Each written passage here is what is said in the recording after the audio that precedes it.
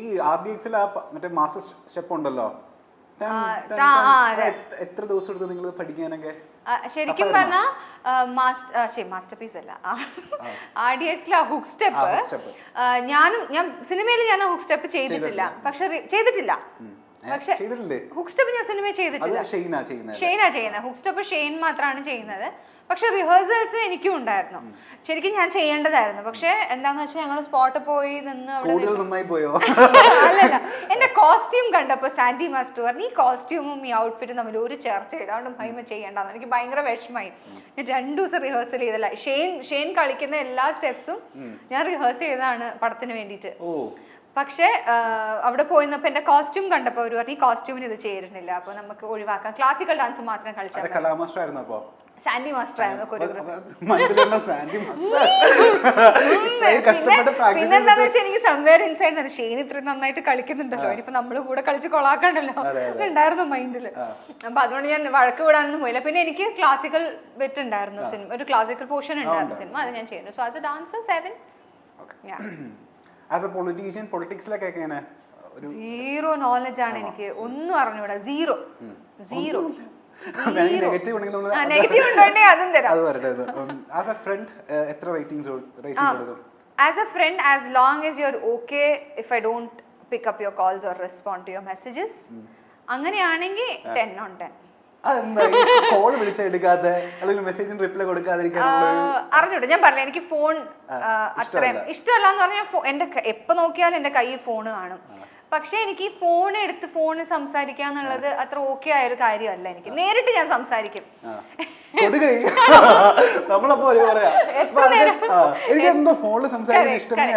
അങ്ങനെയുള്ള ആൾക്കാരുണ്ടാവും. നേരിട്ട് കണ്ട എത്ര നേരം വേണമെങ്കിൽ സംസാരിക്കാം. പക്ഷെ അച്ഛൻ എന്തെങ്കിലും പറയാനുണ്ടോ?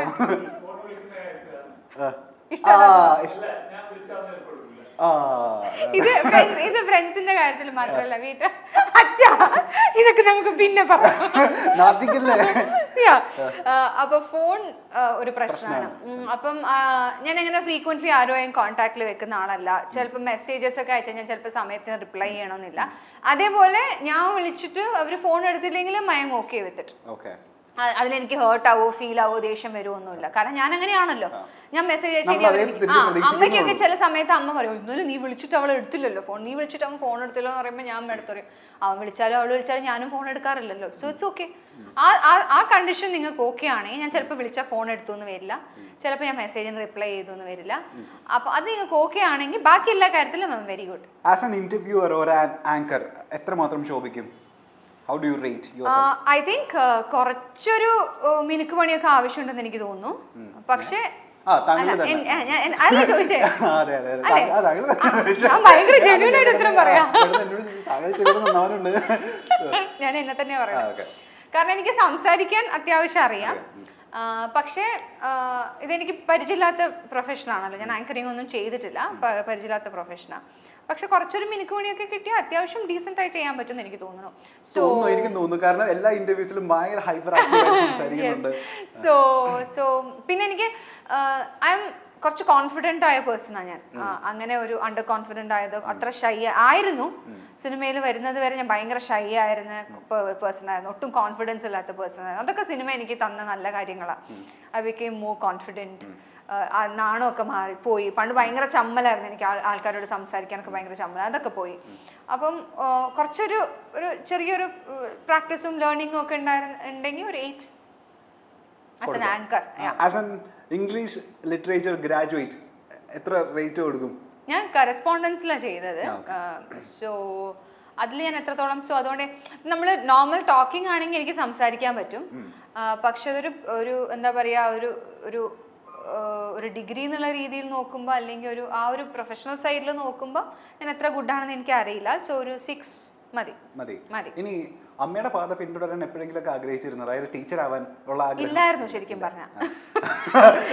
ഇല്ലായിരുന്നു ശരിക്കും, ടീച്ചർ ആവണം എന്നുള്ളൊരു ഐഡിയ ഇല്ലായിരുന്നു എനിക്ക്. ഞാൻ സ്കൂളിൽ പഠിക്കുന്ന സമയത്ത് ബയോമെഡിക്കൽ എഞ്ചിനീയർ അല്ലെങ്കിൽ ഒരു ഡോക്ടർ, ഇത് രണ്ടും മാത്രമായിരുന്നു എൻ്റെ ഇത് ഓപ്ഷൻസിൽ ഉണ്ടായിരുന്നത്. പിന്നെ സിനിമ വാസ് ദേർ, അത് പണ്ട് തൊട്ടേ ഉണ്ടായിരുന്നു സിനിമ എന്നുള്ളത്. പക്ഷെ ടീച്ചിങ് പ്രൊഫഷനിലോട്ട് ഞാൻ പോകുമെന്ന് ഞാൻ ഒരിക്കലും വിചാരിച്ചില്ല. പിന്നെന്താന്ന് വെച്ചാൽ ബയോളജി എടുക്കുമ്പോൾ നമ്മൾ മെയിൻ എടുക്കുമ്പം പ്രാക്ടിക്കൽസ് ഉണ്ടാവുമല്ലോ, അപ്പോൾ അത് അറ്റൻഡ് ചെയ്യണമല്ലോ. അപ്പോൾ സിനിമ ചെയ്യുന്ന സമയത്ത് അത് പാരലലി ചെയ്യാന്നുള്ളത് പോസിബിൾ ആയ കാര്യമായിരുന്നില്ല. അങ്ങനെയാണ് ഞാൻ ഇതിലോട്ട് മാറിയത്. പിന്നെ ഇത് എന്താന്ന് വെച്ചാൽ എനിക്ക് കുറച്ചുകൂടി ഈസി, അമ്മ വീട്ടിലുള്ളത് കൊണ്ടായാലും ഹെൽപ്പ് ചെയ്യുമ്പോൾ ഞാൻ ഇപ്പോൾ ഷൂട്ടിന് പോവുകയാണെങ്കിലും കാര്യങ്ങളോ ഒക്കെ ആണെങ്കിൽ അമ്മയ്ക്ക് ഹെൽപ്പ് ചെയ്യാൻ പറ്റും എന്നെ. എക്സാംസിനായാലും അമ്മയ്ക്ക് പ്രിപ്പയർ ചെയ്ത് തരാൻ പറ്റുമെന്നുള്ള ഒരു കോൺഫിഡൻസിലാണ് അത് ഈ സൈഡിലോട്ട് ഇങ്ങോട്ട് പോയത്. പറയുന്നുണ്ട്. കാരണം സ്കൂൾ പഠിക്കുന്ന സമയത്ത് ഞാൻ എൻ്റെ ഫ്രണ്ട്സിനൊക്കെ ക്ലാസ് എടുത്ത് കൊടുക്കുമായിരുന്നു. ജയിക്കുമായിരുന്നു. എൻ്റെ ഫ്രണ്ട്സ് ആ സമയത്ത് എന്ത് ചെയ്യുന്ന വെച്ചാൽ ഈ എക്സാമിന് തൊട്ട് മുമ്പ് നമുക്കുള്ള ഒരു പ്രിപ്പറേഷൻ ഉണ്ടല്ലോ, ആ സമയത്ത് എൻ്റെ ഫ്രണ്ട്സൊക്കെ ശരിക്കും പറഞ്ഞാൽ വന്ന് ആ ഒരു ലാസ്റ്റ് ഒരു 30 minutes ഞാൻ ക്രിസ്പായിട്ട് കാര്യങ്ങളൊക്കെ പറഞ്ഞു കൊടുക്കും. ക്ലാസ്സിൽ ഒരാളുണ്ടായിരിക്കും നന്നായിട്ട് പഠിക്കുന്ന ആരെങ്കിലും ഒരുത്തിയും പഠിക്കാത്ത പിള്ളേരൊക്കെ വന്നിട്ട് അവസാന 30 minutes അവരുടെ അടുത്ത് വന്ന് നിൽക്കാൻ എന്തെങ്കിലും കിട്ടാൻ. സ്കൂളിൽ ഞാനായിരുന്നു. എത്ര പേര് ജയിപ്പിച്ചു? അതെനിക്കല്ല, ഞാൻ കാരണം എത്ര പേര് ജയിച്ചു എന്ന് എനിക്കറിയില്ല. പക്ഷെ സ്കൂൾ പഠിക്കുന്ന അതെന്റെ ടാസ്ക് ആയിരുന്നു. അതെന്റെ ടാസ്ക് ആയിരുന്നു. പക്ഷെ എക്സാം തുടങ്ങി കഴിഞ്ഞു കഴിഞ്ഞാൽ പിന്നെ ഒരാൾ വിളിച്ചാൽ ഞാൻ തിരിഞ്ഞു നോക്കില്ലായിരുന്നു. ഫുൾ കോൺസെൻട്രേഷൻ ഈ ക്ലാസ്സിൽ ഉണ്ടാവുമല്ലോ നല്ലോണം പഠിക്കുന്ന കുട്ടികൾ. ഇപ്പം ഫ്രണ്ട്സ് ചോദിക്കുമല്ലോ, എടാ ഈ ഇതിന്റെ ചോദ്യത്തിന്റെ ഉത്തരം ഞാൻ തന്നെ എഴുതിയിട്ടില്ല എന്ന് പറയും. നമ്മള് കഷ്ടപ്പെട്ട് പഠിക്കുന്നതിന്റെ ഗുണം നമുക്ക് ഉണ്ടാവണമല്ലോ, അങ്ങനെ എല്ലാവർക്കും പറഞ്ഞു കൊടുക്കാൻ പറ്റുമോ? So I was like that. അപ്പൊ നന്നായിട്ട് പഠിക്കുന്ന കുട്ടിയായിരുന്നു.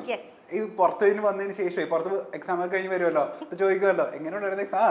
കുഴപ്പമില്ലായിരുന്നു, ഒന്നും എഴുതിയിട്ടില്ല, എനിക്ക് ഒട്ടും മാർക്ക് ഉണ്ടാവില്ല എന്ന് പറയുന്ന ടീമായിരുന്നു. പക്ഷെ എക്സാം റിസൾട്ട് വരുമ്പോൾ നല്ല മാർക്ക് ആയിരിക്കും. ഇത് കഴിഞ്ഞിട്ട് ഫ്രണ്ട്സ് മറ്റേ പേപ്പർ വരെ ഫ്രണ്ട്സിനൊക്കെ അറിയാം ഞാൻ ഇങ്ങനെയാന്ന്, അതുകൊണ്ട് കുഴപ്പമില്ല.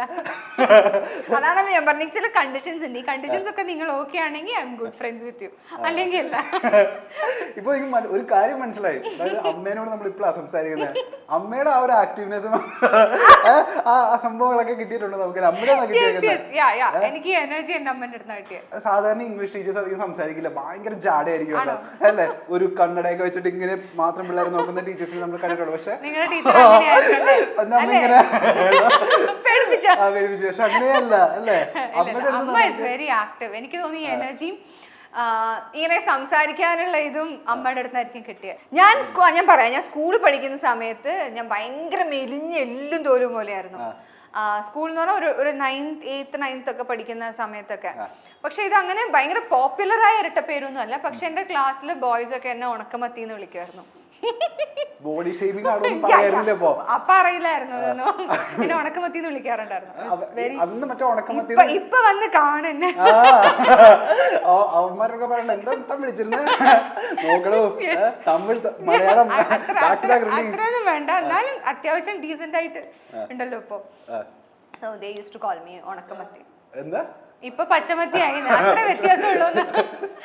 നമ്മളെ ഇന്റർവ്യൂ വൈൻഡ് അപ്പ് ചെയ്യുന്നതിന് മുന്നേ എനിക്ക് ഒരു ആഗ്രഹമുണ്ട്, എന്റെ വായിന്ന് നല്ല ചീത്ത കേട്ടിട്ട് നമുക്ക് ഇന്റർവ്യൂ വൈൻഡ് അപ്പ് ചെയ്യാം. അത് താങ്കളുടെ ആ പയ്യന്നൂർ ഭാഷയിൽ, കാസർഗോഡ് ഭാഷയിൽ മതി, കാസർഗോഡ് ഭാഷയിൽ നല്ല ചീത്ത ചീത്ത വിളിച്ചിട്ട് ഇന്റർവ്യൂ.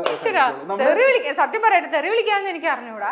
തെറി വിളിക്കണ്ട, ചീത്ത വിളിച്ചാൽ മതി. എല്ലാ ഇന്റർവ്യൂസിലും കാസർഗോഡ് ഭാഷയിൽ സംസാരിക്കാൻ നമ്മൾ കേട്ടിട്ടുണ്ട്, കാസർഗോഡ് ഭാഷയിൽ സംസാരിക്കണ്ട, ചീത്ത വിളിച്ചാൽ മതി. ചീത്ത വിളിക്കുന്നത് നമ്മൾ ഇതുവരെ കണ്ടിട്ടില്ല. ഞാൻ എങ്ങനെയാ പറ്റിക്കുന്നത്? മുഖം പൊട്ടുന്ന ചീത്ത ആയിക്കോട്ടെ, കരഞ്ഞിട്ട് അറിയണോ? ഞാൻ പേടിപ്പിച്ചാൽ മതി, ഞാൻ ചീത്ത പറഞ്ഞാൽ മതി, അങ്ങോട്ട് ചീത്ത വിളിക്കണം അല്ലേ? യാഗോസ്മയത്തി എന്തോ ഒരു വന്നില്ലേ, നീ കരിക്കര ആയിക്കൊണ്ടിരിക്കുന്നത് എന്ത്? നമ്മൾ ഓരോ കേട്ടിട്ട് ഞാൻ എന്തിനു കരിക്കര ആക്കുന്നത് നീ? അപ്പൊ ഞാൻ വന്നിട്ട് ഞാനില്ല ചോപ്പ് ഡ്രസ് ഇട്ടിട്ട് വന്നത് നീ കണ്ടിട്ടേ, നീ എന്തിനു ചോപ്പ് ഇട്ടിട്ട് വന്നിനെ? അപ്പൊ എന്നോട് ചെല്ലണ്ടേ, നീ ചോപ്പ് ഇടുന്നെങ്കിൽ ഞാൻ മാറ്റിട്ട് വരുന്നില്ലേ? എന്ത് ചോപ്പിട്ട് മാച്ച് ആക്കാൻ എന്ത് നിന്റെ നീ നിരിച്ചത്? ചുരുക്കം ചിത്രങ്ങളിലൂടെ എത്തി മലയാളി മനസ്സിൽ കയറിക്കൂടിയ താരമാണ് മഹിമ നമ്പ്യാർ. RDXന് ശേഷം താരത്തിന്റെ ആരാധകരുടെ എണ്ണം വർദ്ധിച്ചു. താരത്തിന്റെ കാസർഗോഡ് ഭാഷ കേൾക്കാനും ആരാധകർക്ക് വലിയ ഇഷ്ടമാണ്. ഉണ്ണിമുകുന്ദന്റെ ജയ് ഗണേശ് ആണ് നടിയുടേതായി പിന്നീട് ഏറ്റവും ഒടുവിൽ പുറത്തിറങ്ങിയ ചിത്രം. തന്റെ പേരിനൊപ്പം നമ്പ്യാർ വന്നതിനെ പറ്റി മഹിമ പലപ്പോഴും തുറന്നു പറഞ്ഞിട്ടുണ്ട്. അമ്മ ടീച്ചറായിരുന്നു, അച്ഛൻ മറ്റൊരു പ്രൊഫഷനും. അതുകൊണ്ട് തന്നെ തനിക്ക് ടീച്ചറാകാൻ വലിയ താല്പര്യമില്ലായിരുന്നു, ഡോക്ടർ ആകാനായിരുന്നു തനിക്ക് താല്പര്യം, അല്ലെങ്കിൽ എഞ്ചിനീയർ ആകാൻ. ഗോപിക എന്നായിരുന്നു തന്റെ പേരെന്ന് മുൻപ് പല അവസരങ്ങളിലും നടി തുറന്നു പറഞ്ഞിരുന്നു. എന്നാൽ ഇത് ആദ്യമായിട്ടാണ് താൻ എങ്ങനെ മഹിമ നമ്പ്യാർ ആയി എന്നതിനെ പറ്റി താരം വെളിപ്പെടുത്തിയത്. ഇപ്പോഴും റെക്കോർഡിക്കലി തന്റെ പേര് ഗോപിക PC എന്ന് തന്നെയാണ്. പാലക്കാട്ട് ചിറകര വീട്ടിൽ ഗോപിക. വലിയ പേരാണ്. തന്റെ അടുത്ത് ഉണ്ണിയും പറഞ്ഞു ഭയങ്കര വെയിറ്റുള്ള പേരാണ് മഹിമ നമ്പ്യാർ എന്ന്. കാര്യസ്ഥനായിരുന്നു തന്റെ ആദ്യ പടം. അതിൽ ഗോപിക തന്നെയാണ്.